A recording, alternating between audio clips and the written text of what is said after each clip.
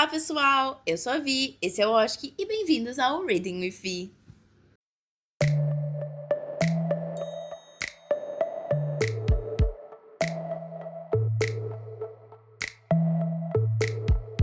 Hoje nós vamos fazer a resenha de um livro que eu estou completamente obcecada, Heartless Hunter, Caçador Sem Coração.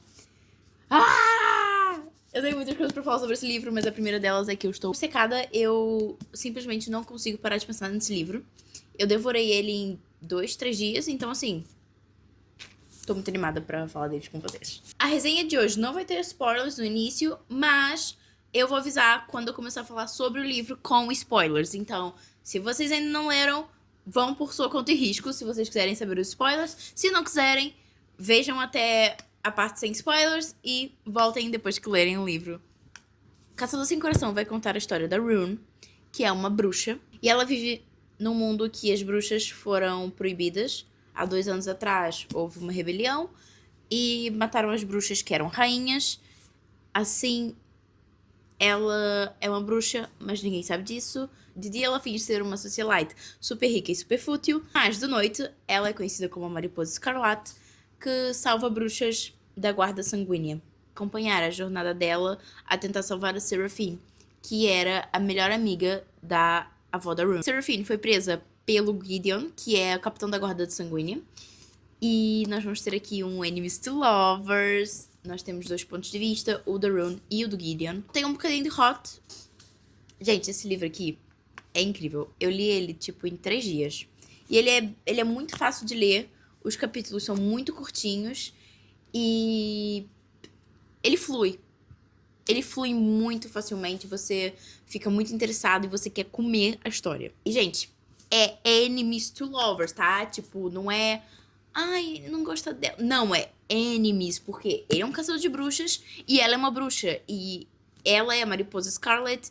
E o Gideon tá a caçar a Mariposa Scarlet pra poder prendê-la, já que ela liberta as bruxas que ele prende. Então, assim, é enemies mesmo, tá? Eles se odeiam. Mas, assim, também esperem um bocadinho de slow burn, porque eles ainda demoram pra desenvolver. E também é ótimo porque é uma duologia, são 2 livrinhos. Esse é o primeiro. O segundo é o Bruxa Rebelde, que também vai ter resenha aqui no canal. Eu fiz um vlog lendo Caçador Sem Coração e Bruxa Rebelde, que é o segundo, mas eu não tenho aqui em livro físico. Então, se vocês quiserem ir lá conferir, acho que deveriam, pra ver os meus surtos. Eu já referi que o livro é um triângulo amoroso, e é entre Rune, o Gideon e o irmão do Gideon, que é o Alex, que é o melhor amigo da Rune. Então você já sabe onde é que isso vai dar, não é? Muita confusão. Não é um triângulo amoroso, é um V. Vou começar a chamar assim. Não é um triângulo amoroso, é um V, porque é o Alex, o Gideon e a Rune. Então não é um triângulo, porque isso aqui não existe. Porque, na verdade, eu só descobri que era um V amoroso quando eu tava lendo. E eu fiquei com muito medo de ser ruim, mas não é. É muito bom, na verdade, é muito bem desenvolvido. Eu queria muito mostrar a edição do meu livro. Eu comprei essa edição em alemão. Não, eu não leio em alemão. Sim, eu estou aprendendo alemão. E, gente, essa edição aqui, ela é muito, muito bonita. Então, apreciem ela. E ela tem essas sprayed edges, que também são lindas. E ela é de uma coleção... Vou mostrar. Ela é dessa editora aqui. Eu vou deixar o TikTok deles linkado. Que é a Ravensburger Butcher. E Butcher é livro, então. Ele tem um mapa aqui, na capa. Não sou assim tão fã, mas não me incomoda também. E os capítulos todos têm estes pontilhados, estão a ver? Esse livro é muito bonito e eu tô, tipo, completamente apaixonada. O segundo só vai sair em novembro. E sim, ele tá em alemão, mas se você... Eu li no Kindle e depois comprei o livro, então assim, pra mim, qualquer versão que eu tenha vai funcionar. A partir de agora, esse vídeo terá spoilers. Então, se você não quer spoilers, sai do vídeo, vai ler o livro e depois volta aqui. Entretanto, se você quer saber um pouquinho mais, tá curioso pra saber o que acontece, fica por aqui e vamos falar desse livro com spoilers. Porque eu tô muito animada, gente. Tô muito animada pra falar sobre esse livro. Primeira coisa de tudo, logo de tudo, pelo amor de Deus! Pelo amor de Deus, esse livro, a Rune e o Gideon, eles são Eles são maravilhosos, os dois juntos. Eles são muito bem desenvolvidos, tá? Os dois. Eu achei, assim, a relação deles muito profunda. Eu amei que é literalmente um enemies, tipo, eles se odeiam. Ele tá caçando ela, ele tá flertando com ela só porque ela é suspeita de ser a Mariposa Scarlet. Mariposa Scarlet, misturei inglês com português. Ele tá caçando ela só porque ela é suspeita de ser a Mariposa Escarlate. E ela começou a flertar com ele porque ela queria informações sobre onde estava Seraphine. E eles realmente se odeiam. Quando você vai lendo os primeiros capítulos, você percebe, tipo, eu não sei como é que isso vai dar certo, porque esses dois não se suportam. Entretanto, nesse cortejo, nesse falso cortejo, eles começam a ser muito profundos um com o outro. Eles começam a falar coisas muito pessoais. A Ron contando como é que foi entregar a avó pros guardas. E o Gideon contando como é que foi a vida dele com a Cressida. E como é que ele perdeu o pai, como é que ele perdeu a mãe, como é que ele perdeu a irmã.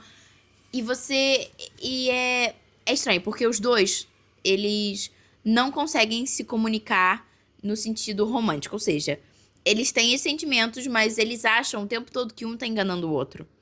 Então, eles não conseguem... A Rune, principalmente, tem muita dificuldade de expressar os sentimentos dela pelo Gideon. Porque o tempo todo, ela sabe que o Gideon tá com ela pra descobrir sobre a Mariposa Escarlate. O Gideon acha que ela é só fútil. E ele também acha que ele não deve ficar com ela por causa do Alex, que é o irmão dele. Então, assim, com o passar do livro, tava me dando agonia. Porque eu tava assim, só se beijem logo, pelo amor de Deus. Beija, beija, beija. E quando eles se beijam na praia, nossa, acabou pra mim. Porque eu fiquei assim, apaixonados, apaixonados. Enfim... Mas eu achei o desenvolvimento muito bom. Quando a Rune dorme com ele a primeira vez, você percebe... eu acho que é uma coisa que ela diz. Ela diz que aquilo não é... Eles não estão ali a dormir um com o outro e tal. Eles estão tendo um encontro de almas. Eu achei muito poético, gente. Super poético. E... Ai, meu Deus, quando ela acorda de manhã e a Layla e a Harrow foram lá falar com ela... falar com o Gideon sobre tudo. Eu fiquei tipo, meu Deus, eu não acredito que... Eu não sei explicar os sentimentos que eu tive nessa parte, porque eu só tava tipo... Não, vai tá dando tudo errado, não! Ele costura a flor favorita dela pra ela. E eu fiquei tipo, esses dois estão acabando com a minha vida! E no final é tipo, vocês estão a fazer tudo errado, os dois. Vão os dois sentar e conversar, por favor. Sentem e conversem. Vou falar primeiro os pontos positivos e depois eu falo os pontos negativos do livro. Uma coisa que eu tive a pensar durante esse livro todo é que o Gideon e a Rune, eles nasceram pra cantar Free de K-Pop Demon Hunters, que é a música da Rumi e do Juni. Como é que é? Juni. Sei lá. Que também, é assim... Ai, é que eu tô viciada em K-Pop Demon Hunters também. E ao mesmo tempo que eu estava a ouvir as músicas, eu estava a ler esse livro. Então eu não consegui deixar de correlacionar a música com eles os dois. E logo no refrão da música, a música toda é sobre o quanto eles querem ser livres e o quanto eles querem parar de fingir que são algo que não são.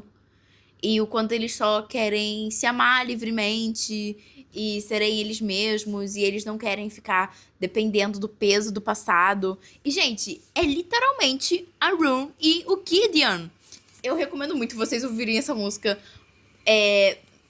pro meio do livro, porque no início realmente acho que não funciona muito bem. Mas quando eles começam a se questionar se aquilo tudo é fingimento ou se eles estão mesmo apaixonados... essa música bate bué, galera. Tipo, vocês não têm noção. Vamos falar, então, um pouquinho sobre o triângulo amoroso, entre muitas aspas, o V amoroso. Aqui nós temos um triângulo, um V, tanto faz, sei lá como é que vocês querem chamar, entre a Rune, o Gideon e o Alex. O Alex é irmão do Gideon e é o melhor amigo da Rune e é praticamente família pra Rune. E quando eu vi que ia ter essa relação e tudo mais, eu tava assim,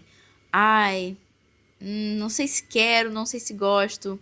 Porque eu vou ser sincera, eu não me importo de ler sobre triângulos amorosos, eu acho que eu até leio bastante sobre triângulos amorosos, Mas são muito poucos que são bem feitos. E são poucas as vezes que eu vejo os triângulos de facto serem triângulos e de facto darem certo. Esse livro aqui me convenceu super no triângulo amoroso.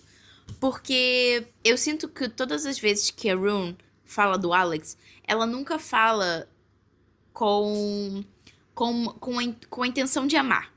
Ela ama ele como se fosse o melhor amigo dele. Ela ama ele como família. Eu entendo todas as partes que ela questiona sobre amar ele como noivo, porque eles ficam noivos ao longo do livro. Ter esse sentimento e tentar desenvolver esse sentimento pra poder se salvar.